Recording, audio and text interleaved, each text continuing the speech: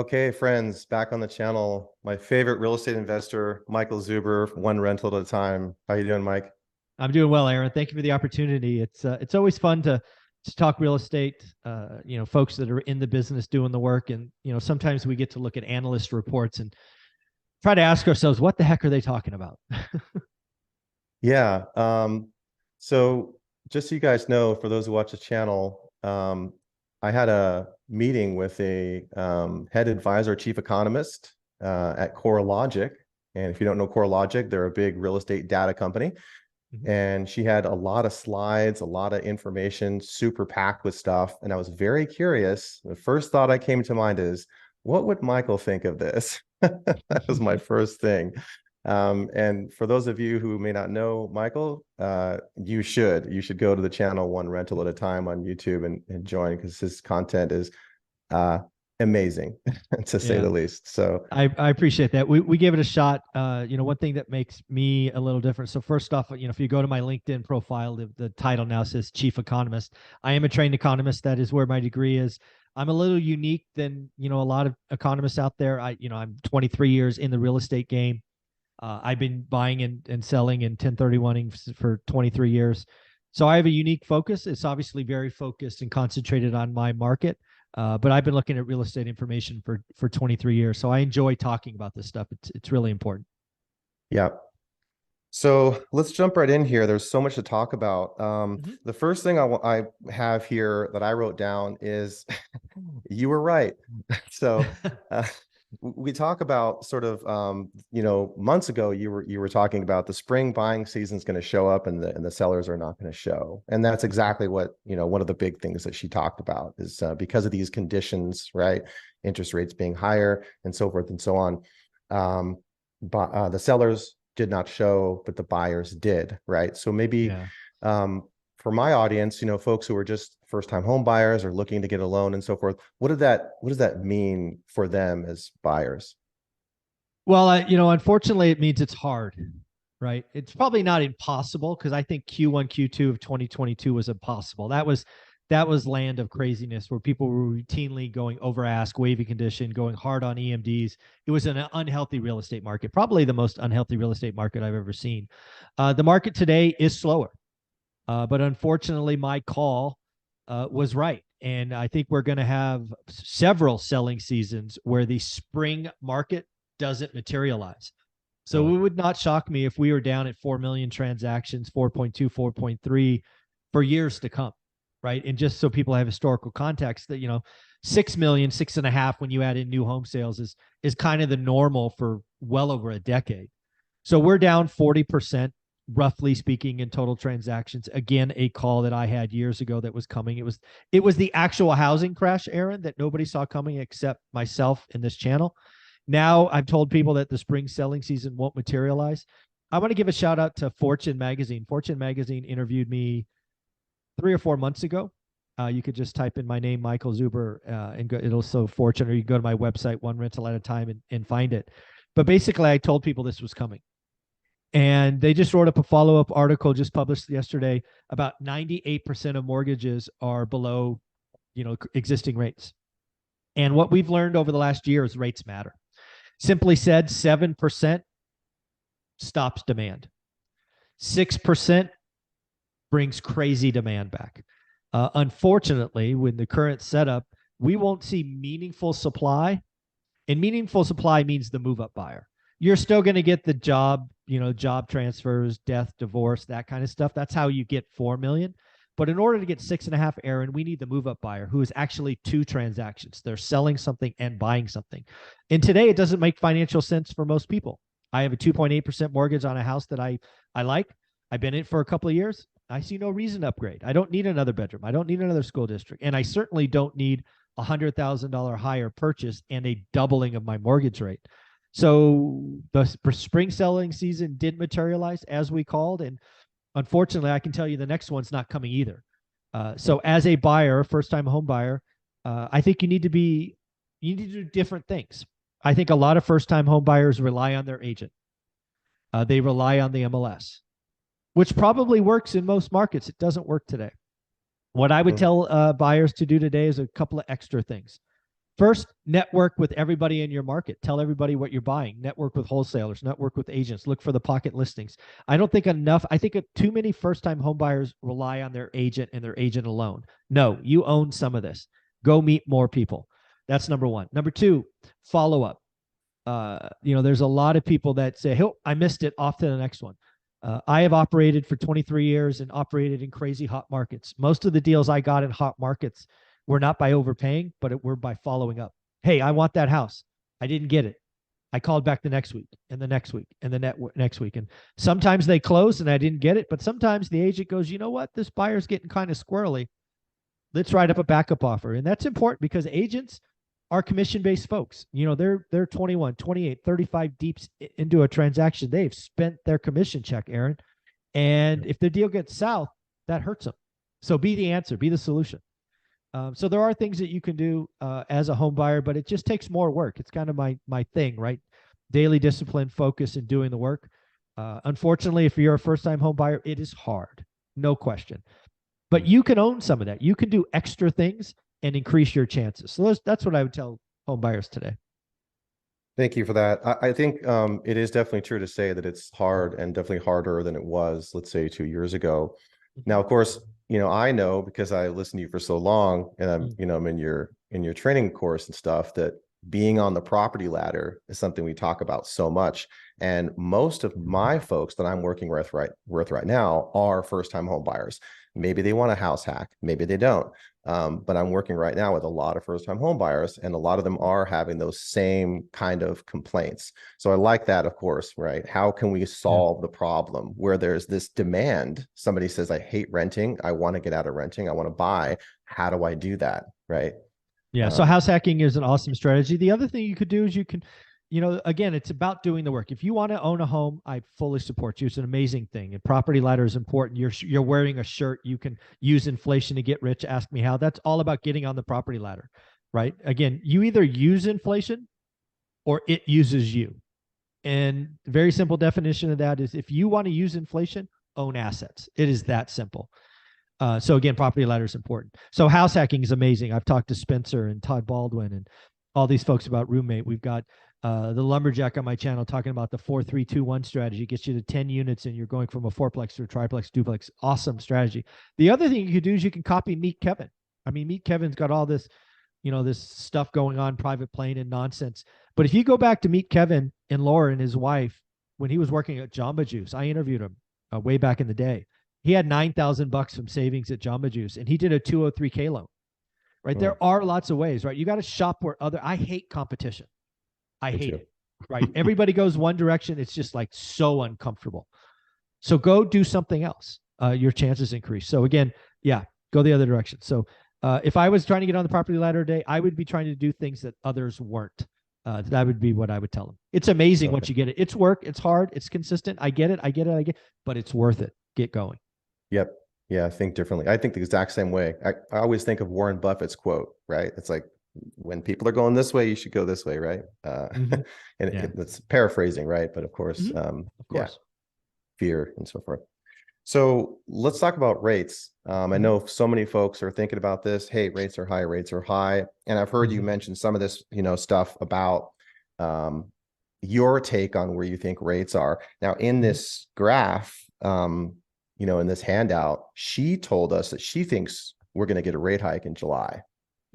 And that sounded contrary to what I've heard you say. So I'm curious to know your thoughts on where we're going to be. Yeah. So I think the market, generally speaking, is in her camp. The last time I checked the odds of a July rate hike, I think we're 53%. So about a coin flip. I think that's nonsense, utter nonsense. It's not coming. I think the Fed has done a great job of talking a tough game. All right, we've got a CPI number that's down. We got a PPI number is down 11 months in a row. We've got economy that's clearly slowing. The Fed has convinced people, and so again, I'm wrong all the time, Aaron. But my opinion, and frankly, my conviction is the Fed's done for the year. Let's remind you of something that happened 3 weeks ago.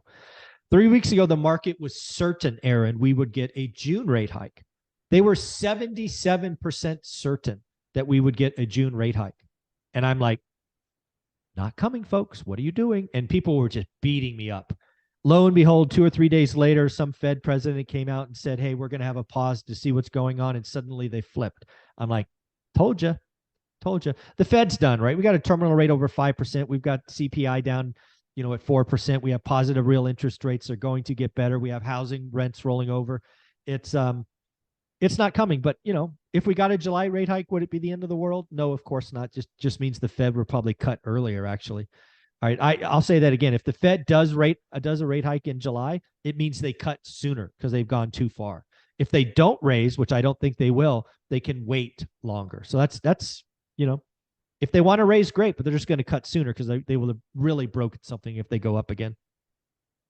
Yeah, I've heard you talk about this a lot about breaking something, and this tips me or takes me sort of to the next thing that she talked about in our meeting, which was unemployment, right? Mm-hmm. And she's saying, well, she used this term in quotes that I know wasn't in the notes that you saw because I wrote a bunch of notes down. She used the term growth recession, Mm-hmm. which was kind of strange for me. But she's saying that she thinks that we're going to see unemployment at probably 4.5. Where are you seeing unemployment now? Well, it really depends on your time frame, right? I think it's very clear that unemployment's going up, but here's the deal, right? Unemployment can go up for lots of different reasons. Let's remind you what just happened in the last what would it have been May jobs report.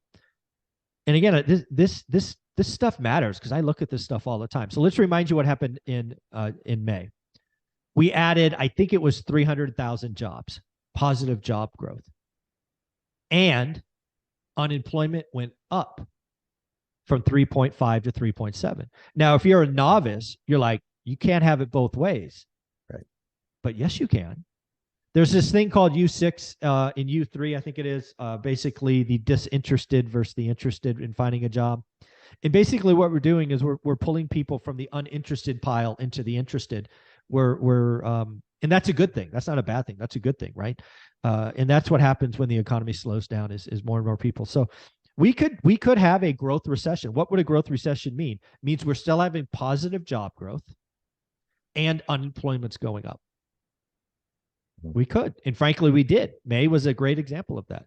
We are also having what I think will be called a rolling recession, which is very unique over the last 40 years. That's where certain sectors like housing was in a depression. It's down 40%. Mortgage origination down 40%, right? That's depression level. That stuff is already, I think, turning around or certainly baselining where other things are going to crash in transactions, new car sales, used car sales, right? There's this rolling thing. There will be some sectors that get hit, then they'll baseline and come out where others are going. What's booming? Travel. Retail is soft. So again, I think we're going to have a rolling recession. But yeah, we could have a growth recession. And frankly, May was a great example of that. So I think she's right. As far as where I see unemployment, it really depends on your timeline. I think unemployment could get to 4.3, 4.4 by the end of the year. If I were to kind of peak max unemployment rate in 2024, which is probably, that's out there a ways, I think unemployment could get to 5%. It could, it really could. So that's what I'm thinking. I know that in relation to this, there's a lot of talk right now about the election year, right? Mm-hmm. And Mm-hmm. rates must go down next year. And I'm not an economist by any means. That's why I want you on here. But yeah, what do you see potentially happening? Presuming, well, I guess we could look at both scenarios. If something sure. breaks in the economy, or if something doesn't break, recession, no recession, where do you see potentially rates going in 2024? So again, I think rates. So again, it's very interesting. When you talk rates, we really have to talk about two different well, really three things. We got to talk about Fed funds, the 10-year, and mortgage rates. Right. They all are loosely connected, but not direct, not one-to-one relationships. Right. Historically, in the last 6 months or so, we have seen the Fed raise the Fed funds rate and the 10-year go down and mortgage rates go down. Right. Most novice people will be like, how the hell does that happen? But it happens all the time. Right. So when we talk rates, we'll talk Fed funds first. So again, I'll go back to what I said. My current belief is we do not get a rate cut this year. I think the Fed, frankly, is done. They're going to talk tough, make a lot of noise, and do nothing. I currently see the first Fed rate cut by the summer of next year. I only see one, maybe two. I do not see us going back to zero. I think Jerome Powell wants to kill the Fed put. I think that Jerome Powell is happy to see real estate billionaires get pasted. Billionaire Barry, as I often call him, Barry Sternlich's gets getting run over. He's illiquid. He's got no cash. He's struggling. He's declaring bankruptcy. He's losing properties to foreclosure. And now he's selling off his only liquid asset, which is single family homes. So again, that's happening. There's a lot of billionaires in real estate that aren't billionaires anymore. And the Fed's happy about that, in my opinion. I think the Fed basically at the Jackson Hole meeting in his 8-minute speech said, "I'm coming for you." Some listened, some didn't. Barry didn't listen. Now he's getting, he stayed at the buffet too long. So he's got a little indigestion right now. So again, I think the Fed is done for the year. I see one cut next year, possibly two. So now let's talk 10-year. So the 10-year, last time I checked, I think, below 4%. I think it's at 3.9-ish, 3.8, something like that. I haven't checked today, or really haven't checked in a couple of days. I think what you're seeing there is the risk-free rate of return, right? I think that's going to be, I don't think there's a lot of movement there. I think the 10-year kind of stays between 3.7 and 4.1. There's not a lot of movement now that we have the terminal rate and we're in a slower recession. I think that's a good risk-adjusted return. And then we go to mortgage rates. Mortgage rates are interesting because you may know this, but I don't think a lot of people do. The historical spread between the 30-year mortgage rate and the 10-year bond is 175, 180 basis points. Novice, 1.8%. Take the 10-year, add 1.8. Historically speaking, that is what the mortgage rate is. So again, if you take 3.8 plus the historical average of 1.8, you get a rate of 5.6. Mortgage rates today are 6.8, 6.9. So what I think happens over the rest of this year is mortgage rates slowly grind lower. My hope is we get to 6% and we kind of baseline. I want rates to be boring. What we have seen transpire in the last 6 months are wild gyrations that are frankly unhealthy and not normal. So my hope is, the Fed's done. They're at the terminal rate, do nothing. The 10-year is basically where it's at, does nothing. And then over time, 6 months, 9 months, rates back up. Bankers compete, and we get a mortgage rate at 6%. So that's what I think happens across the three different rates. Okay. Yeah. I mean, I've known that this was your thought for a long time, but I want my listeners and viewers to see this, especially for first-time home buyers. Now, if you're watching this right now and you're thinking, I don't even know what this means, well, don't feel alone, because a lot of it is, a lot of people I don't know what most it means people either. don't. Right? Most people don't. And you can start to learn, kind of using YouTube University. But some of this is like, I think about this myself in terms of, well, what can I expect next year and the year beyond? Right. And at least a couple of other things I want to run by you here is the question of affordability, right? And the question of supply. And that's, of course, because of people that I want to serve and finding ways to get people into homes, right? Whether it's house hacking and beginning to invest or just purchasing their first home, right? Sure. So let's turn, I guess, to affordability. Is there a pathway of some kind that you see where homes become more affordable again? Yeah. So affordability is the number one thing I look at when I kind of figure out what's going on in the housing market. It saved me in the past. It told me to sell. It's also told me when to buy. But I don't think a lot of people realize affordability is a combination of three different variables, and they all can act differently. What are those three variables? Well, most of the people, if you're on YouTube, talk about price. I get it, right? Everybody wants a crash. Everybody wants 40% off. Everybody wants lower prices. But again, that's only one of many variables. There's also interest rate. And this is what a lot of YouTube crash bros missed, right? How many people did you hear talk about housing crash when mortgage rates were under 3%? And going back to affordability, I have this 53-year spreadsheet now on my website, OneRentalAtATime.com, that people can go get for free. That goes all the way back to 1970. And people don't want to hear this because they listen to Crash Bros. And you got to remember, Crash Bros are entertainers trying to get paid. But 2020 and 2021 were the second and third best year ever to buy a home based on affordability. And yet these morons who live in their mom's basement were saying, don't buy a home. They were the second and third best year in 53 years to buy a home. It's just mathematically correct. Now, fast forward to today when your rates are 7%, it's the second worst year. I get it. It's the second worst year. There is a year that's worse, so don't get it. 1981 was worse, but that's not meant to make you feel better. It's horrible out there. But again, right? So price, interest rate, and then wages. Wages are the things the novices aren't feeling. I believe what we are going through is a structural change in the economy where labor starts to get theirs. I think if you look at and you understand the economy, the CEOs for 30 years have been getting a disproportionate amount of the growth. That's over. We are going to see unions. We're going to see wages at the, labor, just generally speaking, go up. Historically, the last 3 or 4 years, real wages have been negative, where nominal wages have been up. That's just basically inflation minus the wage increase. So real was negative. I think that changes in a big way. I think the next 3 or 4 years, we have real wage growth, and we're talking real wage growth of 2, 3, 4%.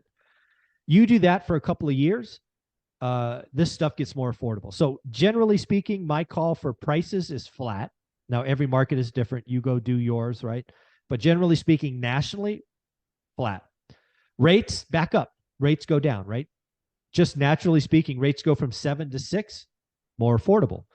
And then you get 3, 4 years of wage growth, things get affordable. So a lot of people don't want to hear this, but I think affordability is cured by slightly lower rates, prices not going up, and wages increasing.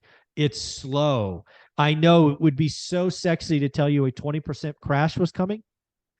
I just don't see it. I just don't see how we get there. So I don't want to mislead people. I don't want to mislead them either. I think I think about, for those who don't know, the term crash bros, right, is talking about those people on social media, a lot of YouTubers and stuff, who are saying there's going to be a housing crash. There's going to be a housing crash. As a matter of fact, I have friends and people I know who send me videos like almost every other day. And I have to tell them, please stop sending me these videos because they're just I block not true. these idiots. Yeah, I block these Right? idiots. Yeah, the terrible thing about Crash Bros is they've been wrong since 2018. They're really wrong in 2020 and 2021. But frankly, they're doing what they're supposed to do. They are interested in monetization. There's a Crash Bro dude that makes 80 grand a month producing garbage. He makes 80 grand a month. Why would you stop? It's because the sheep keep following. So if you're watching a Crash Bro that makes 80 grand off you, my only answer is stop watching and block them, because the only way that this guy's going to stop is if you stop watching. Else he's going to produce another video another day about a crash that doesn't come. It's crazy. Right. Let's see. So turning to migration, there was a graph that she showed that, and I'll probably put this up once I edit the video, but there was a graph she showed where we have net migration outflows and so forth and inflows. And naturally, as you saw, you've got the West Coast, a lot of California, a lot of Oregon, Washington, and so forth, people moving to these other areas. And presumably that's because of affordability and because people can potentially work from home more, right? So I guess that coupled with, we have what she calls the peak to trough declines, right? So there's a graph where she's showing places, home prices declining in 2022 and going into 23, Washington, Idaho, Nevada, Montana, Arizona. Do you think that's because they've had, as you said before, 10 years of growth in a matter of 3 years? So I think there's a couple of things that people don't appreciate. One thing, if you go back to 2020 and 2021, several of these markets that have seen the biggest drop were iBuyer heavy. Phoenix is probably the greatest example. So it is my belief that there were some markets that were distorted by a brand new business model who came in and bought things that were overpriced. For example, in Phoenix, I know one of the largest wholesalers in Phoenix personally. They were selling somewhere between 10 and 15 homes a month to the iBuyers. And behind the scenes, they were laughing. Let me just tell you this. If you are buying something and your seller is laughing at you, you probably overpaid. Right. So again, if you have an endless supply of money and you're stupid and you don't know what's going on and you overpay, you can distort demand and distort prices. Go look at the Phoenix prices. And then at some point, the market catch up with you. They realize you're losing billions of dollars because you're a moron and an idiot, and you declare that you're leaving the market. So guess what happens then? Well, then they distort the market on the selling side. And you get these price drops because, again, supply overreaches demand and prices fall. But again, let's go back to Phoenix today. And again, you could go look up this information. I have lots of people out in the Phoenix market. The Phoenix supply peaked at almost 18,000 in October. iBuyers were selling everything. Do you have any idea what Phoenix, Arizona's inventory is today? It broke 9,000. Yeah, it's low. Yep. 9,000. So it's down 50%. So in the end, a lot of these markets aren't being called out for the distortions on the buy and the sell that iBuyers had. And that's why a lot of the Midwest and the East Coast didn't have it, because all these iBuyers started in the West, Phoenix, Sacramento, these other markets. So iBuyers were a dumb business model done poorly, and they had too much money and got stupid. So that's what I think there. But migration matters, and it's actually work from home that I think matters more. There's these reports on income, the Census Bureau, all these folks, they're not actually catching what's going on. What do I mean by that? So let's say you work in an expensive market like Seattle, and you have a job that you can work from home, but you got to come to the office 1 day a week, 3 times a month, whatever it is. You're probably not going to live in Seattle. You're going to go get a better quality of life out by the water somewhere. And then you'll commute that 3 days, 4 days, whatever it is. But what's happening in these other tertiary markets is you're getting a Seattle income in a secondary market, and it won't be reported in the Census Bureau for a decade. So I think we're seeing tertiary markets misrepresented because they're saying, hey, the average income in ABC, deep Washington market is only 40 grand. Why are prices up so much? Well, it's because you got a bunch of Seattle money coming in and they don't care. So again, the data won't see that. So again, this is what happens when you have a bunch of PhDs and economists that don't do real estate. They don't see the subtleties underneath it like I do. Yeah, definitely a major pillar of why I love you so much, Mike. Okay, so I think one more thing I want to touch on definitely is a big thing people talk about because of the bidding wars, right, that are happening. I have clients, I get them pre-approved, and then they're like, gosh, well, I'm bidding against 3, 4, 5, 6 different people in North Carolina, in Atlanta, and so forth and so on, right? And you talked about like the key that potentially unlocks the door, right? Correct me if I'm wrong on this, is like, let's say 4%. So I won't ask the question of, can we get to 4%, but what do you see as some of the big pillars that could get us to unlock some doors to inventory so it makes it easier on buyers? Yeah, so inventory is only going to come a couple of different ways. Again, these are all just ifs. If for some reason, Aaron, we jumped to 10% unemployment and we stayed there for a year, there would be supply coming. That's one. If you made it illegal for hedge funds or private equity or whatever to own more than 100 homes, you would get some forced selling. If you incented via the tax system, right? If you told mom and pop landlords, hey, we are going to waive your capital gains tax for 18 months if you sell homes, that would increase inventory. You've got to do something on that side to spark selling, because right now they cash flow, they're keeping them, it doesn't matter. And then on the interest rate one, because that's always interesting, right? I think we've learned 7% stops demand, 6% brings demand back. But what happens to supply? I would ask all of you to do the math on your own, right? Let's assume you have a 3% mortgage and you want a nicer home. How much more of a payment would you take? Let's just do this real analogy, right? You're in a 3-bedroom, 2-bath home today and your wife's pregnant. You need another home because everybody deserves their own room, right? Okay, great. So a fourth bedroom costs 100 grand. You don't care what 100 grand is, right? Because it's a mortgage payment. All right. So now you do the math. At 3%, you're paying, let's make up a number, 2,200. Now the fourth bedroom, which costs you an extra 100 grand, you're like, okay, great. So I go from 22 to 2,600. No. Your interest rate was 3. Now it's 6.5. Right. So it's not the extra 100 grand that only goes up to 6.5. It's the entire loan. So your payment might go from, I forgot what I said already, 2,300 to like 4 grand. I promise you this, Most people, if that happened to you, would be like, honey, screw it. We're going to get bunk beds. They can live in the same room. That's what happened. So I think the magic interest rate's 4.5. Could it be 5? Maybe. I think it's 4.5 if I had to pick a number. And I don't know that we ever get there again, but if you want to know the number that I think unlocks supply, it's 4.5. And this is also borrowing a buy down, right? Because you've got sellers who would say, hey, we'll pay for your closing costs and or we'll pay for a buy down of your rate so your payment's lower.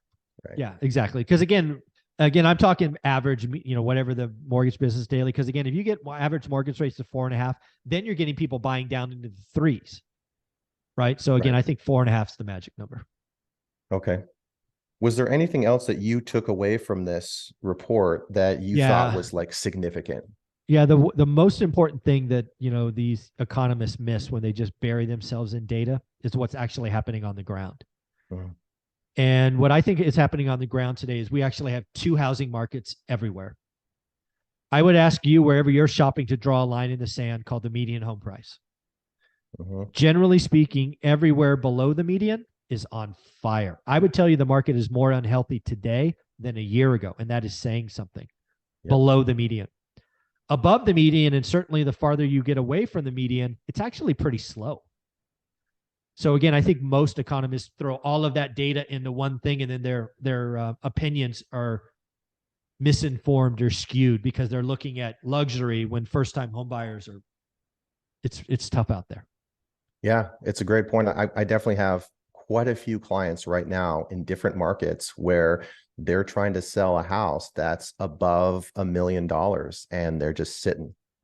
Yep, it's cold. It is red hot below the median and it's almost ice cold at luxury. It's just reality of where we are.